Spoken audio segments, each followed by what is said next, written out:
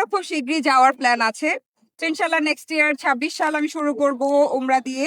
আর জানি যে আপনি খুব ভালো দেখতে আমি ফ্যান বলছি, মানে ও আমার বন্ধু।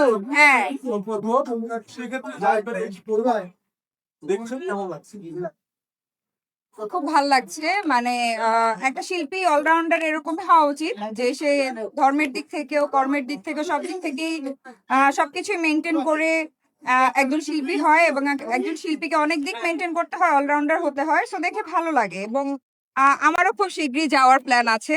তো ইনশাল্লাহ নেক্সট ইয়ার 26 সাল আমি শুরু করব উমরা দিয়ে।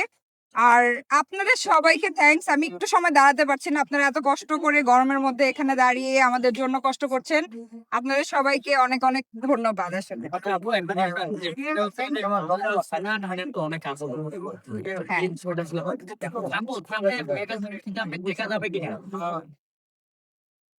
সামনে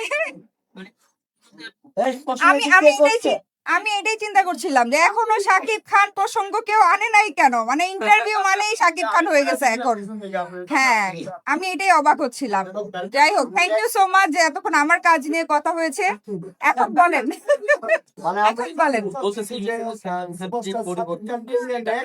ওনার সাথে কোনো কাজ হবে আহ হতেও পারে শাকিব খানের সাথে কাজ, অবশ্যই হবে যদি ভাগ্যে থাকে, যদি ব্যাটে বলে মিলে অবশ্যই হবে। আর শাকিব খানের পরিবর্তন অবশ্যই ভাল লাগে। শাকিব ভাইয়ের যে আমি আগে শাকিব খানের সিনেমা যখন দেখতাম তখন আমার একটাই কমপ্লেন যে শাকিব ভাই লিপস্টিক, ওনার মেকআপ ম্যানটাকে উনি লিপস্টিক কেন লাগায়, মানে এরকম কিছু আমার অবজারভেশন অ্যাজ এন অডিয়েন্স ছিল।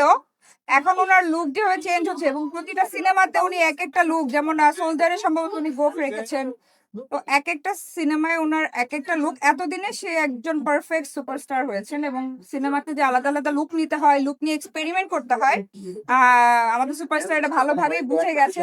এবং আমি সেটা সাধুবাদ জানাই। আমি চাই যে উনি এরকম নতুন নতুন ক্যারেক্টার, নতুন নতুন কাজ আমাদেরকে উপহার দেন।